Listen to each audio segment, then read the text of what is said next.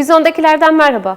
Bu hafta vizyona birbirinden farklı birçok film girdi. Bunlar arasından sizler için seçtiklerimize hemen bakalım.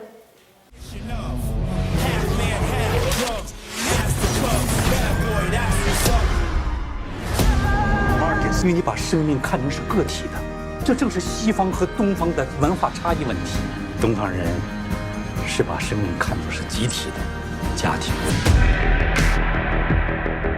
So I want the Celtics to cover. I want the Celtics halftime. I want Garnett points and rebounds. Ufaklıklara bak sen. Ne yapıyor lan? Hain planlarımı seninle tartışacak değilim elbette.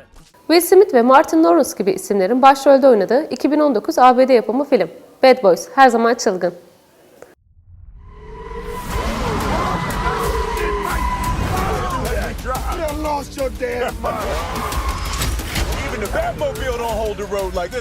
Uyuşturucuya karşı savaş açan iki polisin yaşadığı macerayı konu ediyor. McClory ve Marcus Burnett narkotikten sorumlu olan iki polistir. McClory, orta yaş krizinin etkileriyle baş etmeye çalışırken, Marcus Burnett polis müfettişi olarak kariyerine devam eder.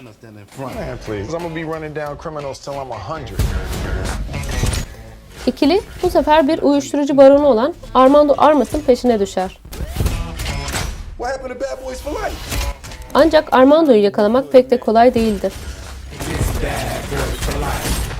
Aynı zamanda soğukkanlı bir katil olan Armando'nun peşine düşen ikili kendilerini zorlu bir maceranın içinde bulur.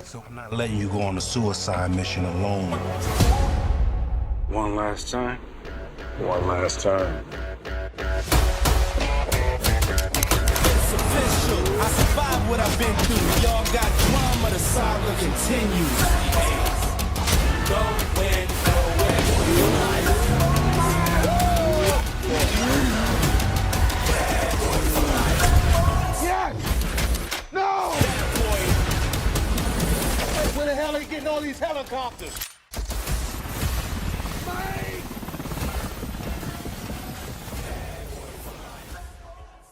2019 Sundance Londra izleyici ödülüne layık görülen, yönetmenliğini Lulu Wang'ın üstlendiği film Elveda. What's wrong, Dad? Please tell me. Hunan is dying. Çinli bir ailenin hikayesini konu ediyor. Ailenin büyükannesinin yaşayacak az bir zamanının kaldığı öğrenilir. Chinese people have a saying, when people get cancer, they die. Bu durumda aile, o ölmeden önce bir düğün organize eder ve büyükannenin sevdiği herkesi bir araya getirir. He's my only cousin. Did you think I should be there? You can't hide your emotions. If you go, Nana will find out right away. Amaç büyükannenin mutlu olmasını sağlamaktır. Bu düğün organizasyonu dışarıdan mükemmel görünüyordur. Yurt dışında yaşayan tüm akrabaları yeniden toplar.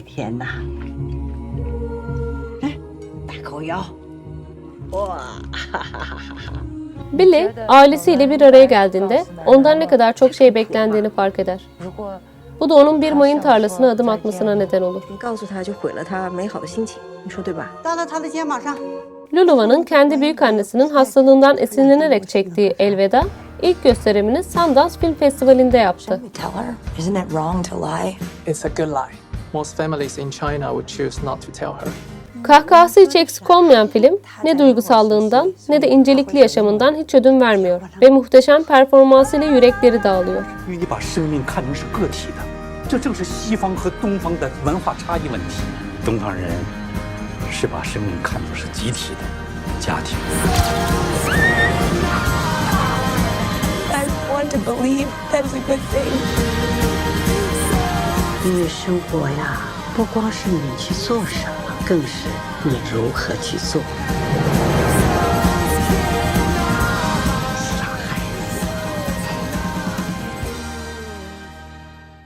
Ve şimdi de Adam Sandler'ın başrolünde oynadığı yeni filmi Uncut James. How's it going? Hey, Howard. Put Pesach out. All right, Larry, you're a Jew again. Welcome back. Uncut James, New York'ta elmas ticaretinin döndüğü bölgede geçiyor. Crazy, risk, gamble. Altın Küre ve Emmy adayı Adam Sandler'ın başrolünü üstlendiği suç ve dram filminde Sandler, zengin ve ünlülere satış yapan bir kuyumcu dükkanı sahibine hayat veriyor. Cover. I want the Celtics halftime. I want Garnett points and rebounds. What do you know? I I don't know. I just know. Mallarının bir kısmı çalındığında dükkan sahibinin hayatı karmaşık bir hal alıyor. I disagree, Gary. Başrolünde kariyerini genellikle komedi filmleriyle şekillendiren Adam Sandler'ın yer aldığı film, dünya premierini yaptıktan sonra Toronto ve New York gibi önemli festivallerde gösterildi. Howard, where's the money right now?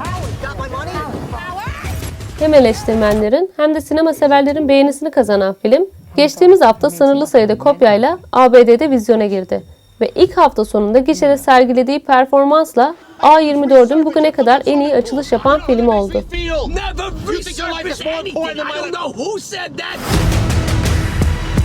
told you about how things were gonna go. You like the way things are going now? That's my family. Get the kids out of the house. You having a good time? Yes. This is me. This is how I win. Son olarak da animasyon film sevenler için dünyanın en hızlı köpek kuryesi olmak isteyen Sweetie'nin maceralarını anlatan film Kutup Köpekleri. Adım Swifty. Ne haber? Kim süper köpek olacak? Sen tabii. Süper köpek! Kutup Köpekleri, dünyanın en hızlı köpek kuryesi olmak isteyen Sweetie'nin maceralarını konu ediyor. Swifty nerede? İleride lider köpek olacağım. Kutup Kurye şirketinin lideri. Buzul tilkisi Sweetie, Kutup Posta şirketinde çalışan bir köpektir. Kızağa çekmek için yaratılmamış küçük bir kutup tilkisi. Onun en büyük hayali Antarktika'nın en hızlı köpek kuryesi olabilmektir. Psikoloji. Güzel. Bunun için her şeyi yapmaya hazır olan Sweetie, gizlice kızaklardan birini alarak içinde ne olduğunu bilmediği bir paketi gizemli bir yere götürmek için yola koyulur. Şu ufaklıklara bak sen. Ne yapıyorlar? Ancak bu yolculuğunda beklenmedik durumlarla karşı karşıya kalır. Sıcak değilim elbette. Kutupta gerçekten kötü şeyler oluyor. Kasabanızı yok etmeye geldim. Yolculuk sırasında gizli bir kaleye rastlayan Sweetie, burada sadık martı ordusunu yöneten Deniz Aslanı ile karşılaşır. Dünyanın en büyük lideri olmayı kafasına koyan Deniz Aslanı, hayalini gerçekleştirebilmek için tüm Kuzey Kutbu'nu eritecek kadar eski gazı açığa çıkarmayı planlamaktadır. Yakalıyoruz pataküte patküt. Adalet yerini bulur. Ne diyorsunuz?